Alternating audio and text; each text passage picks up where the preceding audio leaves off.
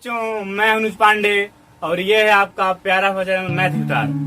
तो बच्चों, पिछले वीडियो में हम लोग मिनिमम एंगल ऑफ डेविएशन तक बात किए थे और आज के वीडियो में हम लोग प्रकाश का वर्ण विक्षेपण, प्रकाश का विसरण, आकाश नीला क्यों दिखाई देता है, प्रकाश का प्रकीर्णन, सूर्योदय अथवा सूर्यास्त के समय सूर्य लाल क्यों दिखाई देता है, इन सब के बारे में पढ़ाई करेंगे।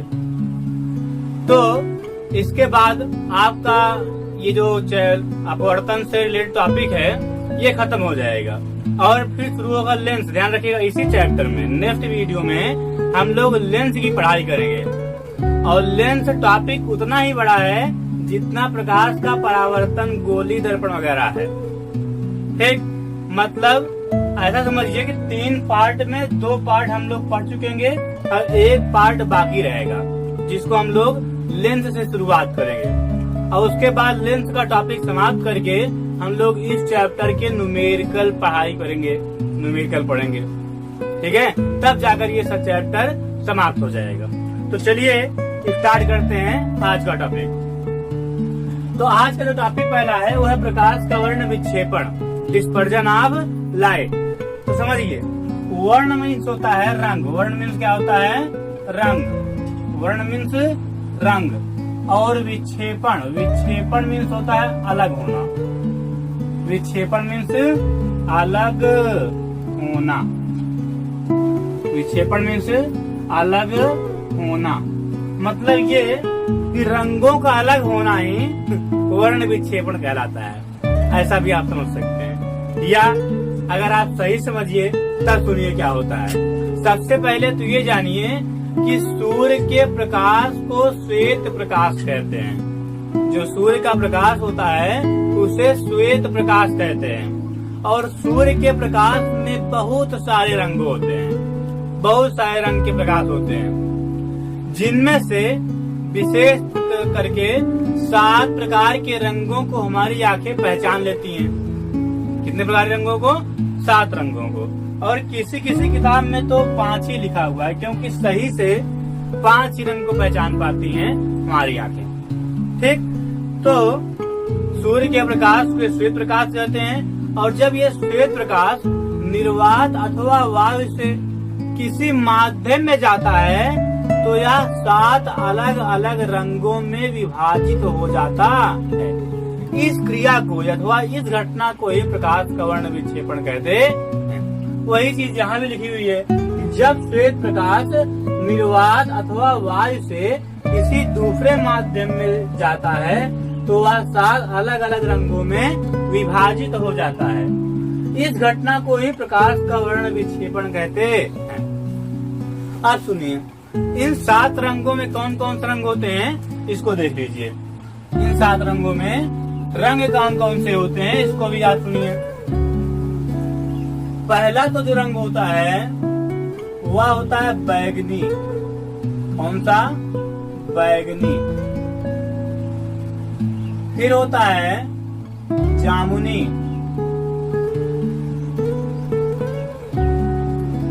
फिर होता है नीला,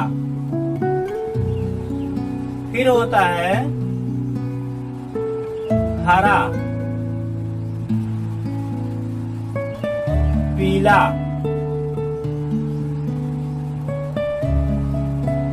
नारंगी और फिर लाल। 7 लोग नहीं हुए, देखिए तो 1 2 3 4 5 6 7 7 रंग हो गए। इसकी इंग्लिश क्या होगी? इंडिगो। इंडिगो वायलेट, वायलेट होगी इसकी इंग्लिश, वायलेट। इसकी इंग्लिश क्या होगी? इंडिगो। क्या होगी? इंडिगो। इसकी इंग्लिश क्या होगी? ब्लू। इसकी इंग्लिश क्या होगी? ग्रीन। इसकी इंग्लिश क्या होगी? येलो। इसकी इंग्लिश क्या होगी? ऑरेंज। इसकी इंग्लिश होती है रेड। ये सभी जानते हैं, बच्चा बच्चा जानता है। ठीक, आप सुनिए, अब ये जो घटना होती है अगर इसके फिगर की हम बात करें तो फिगर कुछ इस तरह होता है। सुनिए, मान लीजिए कि ऊपर निर्वात है और नीचे इस लाइन के नीचे जो है वो है सघन माध्यम। कोई माध्यम है, निर्वात से तो सघन ही होगा। अगर कोई माध्यम लोगे तो वह निर्वात से तो सघन ही होगा ना, वही बात। चलिए फिगर से हम समझ लेते हैं कि वर्ण विक्षेपण होता क्या है। फील होना चाहिए भाई, आपको फील आना चाहिए कि कैसे क्या होता है। ठीक, चलिए तो इसमें सबसे पहले हम क्या कर रहे हैं, एक नॉर्मल डाल दे रहे हैं, एक अविलंब। क्या डाल दिए? अविलंब, नॉर्मल। क्या डाल दिए? नॉर्मल। नॉर्मल मीन्स क्या होगा? अविलंब, जो कि तल से 90 डिग्री एंगल होना है, वही क्या है? अविलंब। अब सुनिए, अब मान लीजिए यहाँ से एक श्वेत प्रकाश अर्थात सूर्य का प्रकाश जो है ऐसे आया, ये ऐसे, ये हो जाएगा आपतन कोण। ठीक, क्योंकि ये आ रहा है तो दूसरे माध्यम में जाएगा। तो जब दूसरे माध्यम में ये किरण जाएगी, ये वाली, जब ये किरण दूसरे माध्यम में जाएगी तो क्या होगा? अविलंब की ओर झुक जाएगी। क्यों? क्योंकि विरल से सघन में जा रही है। ऊपर क्या है? वैक्यूम मान लेते हैं। ऊपर वैक्यूम या आप वायु भी मान सकते हो, एयर, क्योंकि वैक्यूम और एयर में ज्यादा डिफरेंस नहीं होता है। ठीक, तो हम वैक्यूम मान लिया तो आप एयर भी मान सकते हो। अब क्या होगा? ये जो श्वेत प्रकाश है, ध्यान रखिएगा, ये क्या है? श्वेत प्रकाश मतलब सूर्य का प्रकाश। कौन सा प्रकाश है? सूर्य का प्रकाश। तो सूर्य का प्रकाश किसी दूसरे माध्यम में जाएगा तो वह 7 अलग अलग रंगों में विभाजित हो जाए। कैसे? सुनिए, ये सैन, सैन, सैन, ये सब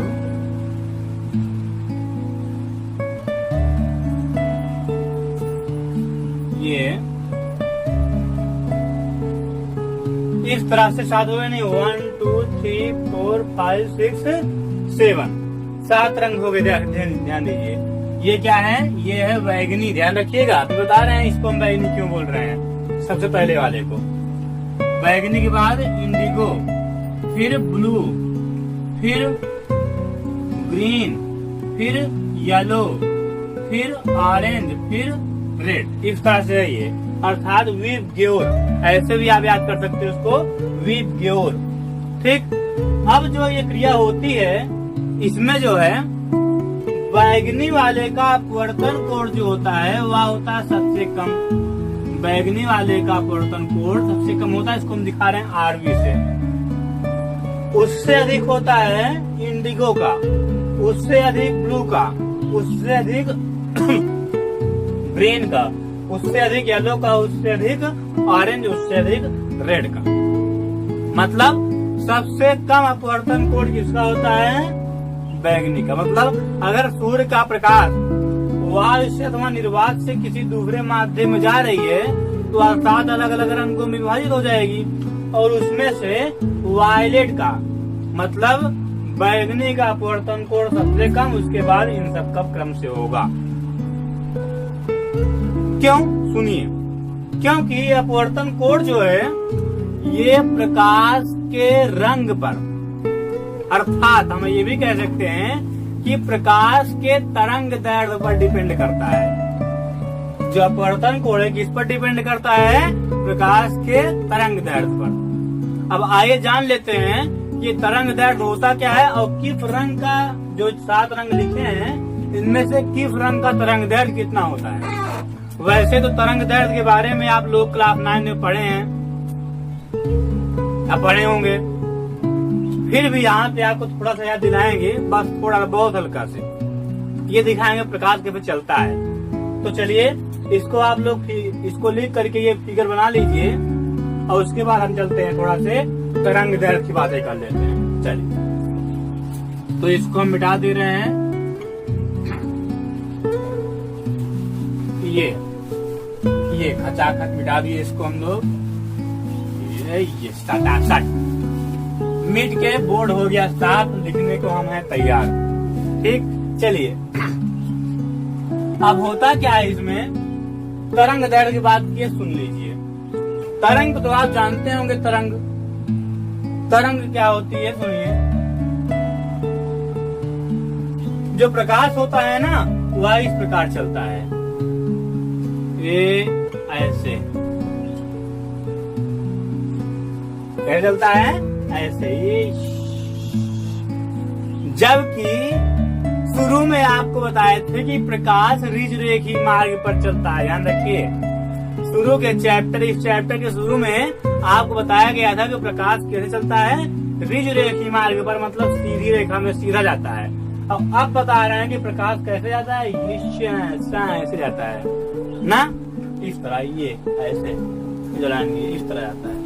दोनों सही है, दोनों एक्सपेरिमेंटली देखे गए हैं।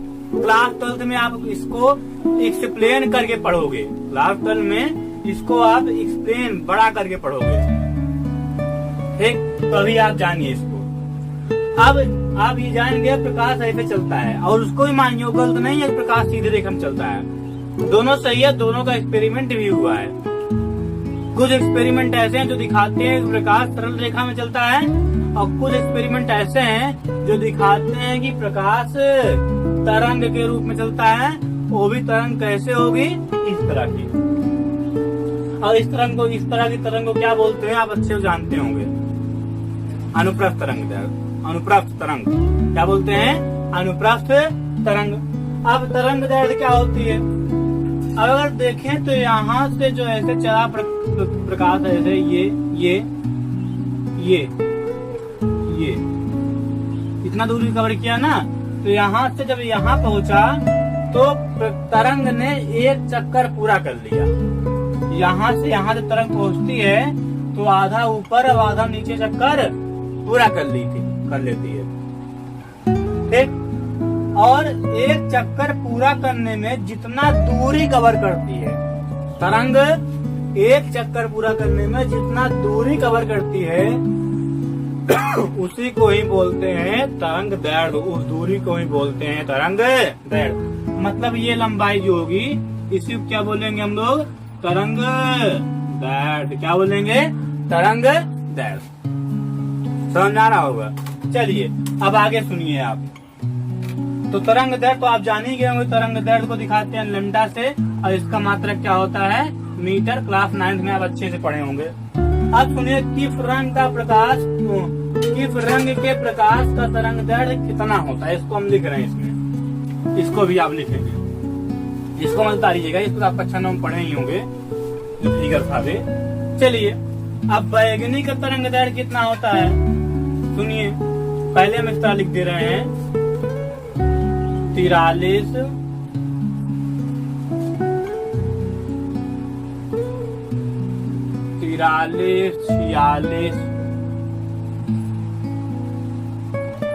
46 50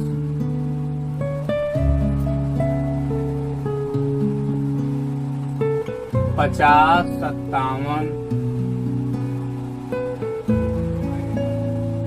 57 64 थोड़ा रंग हो गया, थोड़ा सा शुरू में थोड़ा सा रंग हो गया, यहाँ 40 होगा, 40 43 46 46 50 50 57 57 60 60 64 64 78। अब क्या करना है, सब में 2-2 जीरो लगा दो। कितने कितने जीरो, 2-2 जीरो। और जिस तरह हम याद किए हैं उसी तरह आप भी याद कर लीजिए, कैसे बता रहे हैं अभी आपको। चलिए ये साइन, बस लड्डू ही बनाना है, लड्डू बना के हमें खिलाना है, ठीक। चलिए तो कैसे याद करना है इसको, पहले बता देते हैं कि किसका मात्रा क्या होगा। यहाँ पे बैगनी रंग जो है उसकी तरंग दैर्घ्य होती है 4000 से 4300 एंगस्ट्रॉम। कितना? 4000 से 4300 एंगस्ट्रॉम। ठीक। और जो जामुनी कलर का रंग होता है, कलर का प्रकाश होता है, उसकी तरंग दैर्घ्य कितनी होती है? 4300 से 4600 एंगस्ट्रॉम। इसका 4600 5000 तक, ऐसे ही सब जो मतलब मास तक लिया गया है वो एंगस्ट्रॉम में। किसमें है? एंगस्ट्रॉम। समझ आ रहा होगा। अब इसको याद कैसे करना है सुनिए। 40, 43, 43, 46, 46, 50, 50, 57, 57, 60, 60, 64, 64, 78। इस तरह से आपको इसको याद करना है। ठीक है, चलिए।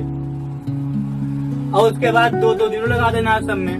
ये मात्रा किस में लिया गया है? एंगस्ट्रॉम। आप जानते होंगे एक एंगस्ट्रॉम इज इक्वल क्या होता है? 10 के पावर -10 मीटर।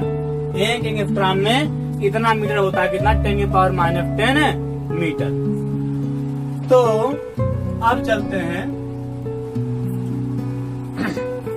हम लोग आगे। थोड़ा इसका मतलब और अच्छे समझिए। तो बैगनी रंग का तरंग दैर्घ्य कितनी होती है? 4000 से 4300 एंगस्ट्रॉम। इसका मतलब ये हुआ कि बैगनी रंग का जो प्रकाश होता है, बैगनी रंग के कलर का, वह 4000 एंगस्ट्रॉम दूरी तय करने पर एक चक्कर पूरा कर लेता है। मतलब जो बैगनी रंग है जाएगा इस तरह से, ये तो यहाँ से यहाँ तक की दूरी कितनी होगी? 4000 एंगस्ट्रॉम, या 4000 से 4300 के बीच में। ठीक। चलिए अब हम बात करते हैं आगे की। तो आप समझ गए होंगे कि जिसका तरंग दैर्घ्य सबसे कम होगा उसका अपवर्तन कोण सबसे कम होगा, और जिस रंग का तरंग दैर्घ्य सबसे ज्यादा होगा उसका अपवर्तन कोण सबसे ज्यादा होगा। अभी हम बता रहे थे ना कि लाल रंग का अपवर्तन कोण सबसे ज्यादा होता है। ठीक। लाल रंग का अपवर्तन कोण सबसे ज्यादा होता है। इसी कारण, किस कारण? इसी कारण, किस कारण? तरंग दैर्घ्य के कारण। ठीक। चलिए अब हम बात करते हैं आगे। इसको मिटा देते हैं। फिगर तो आप बना ही लिए होंगे। तो यहाँ पे एक बात और सुनिएगा। आप जानते हैं अपवर्तन को, अपवर्तनांक का फार्मूला होता है यानी equal sine i upon sine r, sine i upon sine are.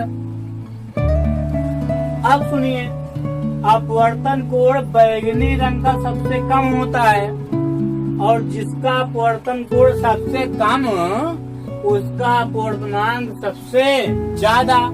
क्यों? क्योंकि इसमें साइन आई का जो मान होगा उसमें जितनी कम संख्या से, जितनी छोटी संख्या से आप भाग करोगे, यन का मान उतना ही ज्यादा आएगा। इसीलिए आर का मान मतलब अपवर्तन कोण जिस रंग का सबसे कम होगा उसका अपवर्तनांक सबसे ज्यादा होगा। ठीक। मतलब क्या कि बैगनी रंग का जो अपवर्तनांक है वह सबसे ज्यादा होगा, और जो अपवर्तनांक होगा इन सातों रंग का वो किसी प्रकार से होगा। NV greater than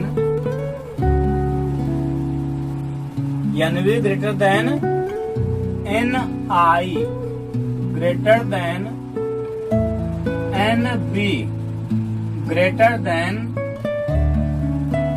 NG greater than NY greater than NO greater than NR। ठीक। इसका मतलब समझिए। इसका मतलब ये हुआ कि बैगनी रंग मतलब वायलेट का जो अपवर्तनांक है सबसे ज्यादा, उससे कम इंडिगो का, उससे कम ब्लू का, उससे कम ग्रीन का, उससे कम येलो का, उससे कम ऑरेंज, उससे कम रेड का। मतलब सबसे कम किसका होगा? रेड का। ठीक। तो अब आपको समझ में आ गया होगा। कि प्रकाश का वर्ण विक्षेपण क्या होता है। अगर प्रकाश का वर्ण विक्षेपण आता है एग्जाम में तो आप यही लिख दीजिए कि जब श्वेत प्रकाश निर्वात अथवा वायु से किसी दूसरे माध्यम में जाता है तो वह 7 अलग अलग रंगों में विभक्त हो जाता है। इस घटना को ही प्रकाश का वर्ण विक्षेपण कहते हैं। ठीक, और ये सब तो आपको समझाने के लिए था, इसी बहाने आपको सभी रंगों के प्रकाश का तरंग दैर्घ्य भी बता दिए। ठीक, हम चलते हैं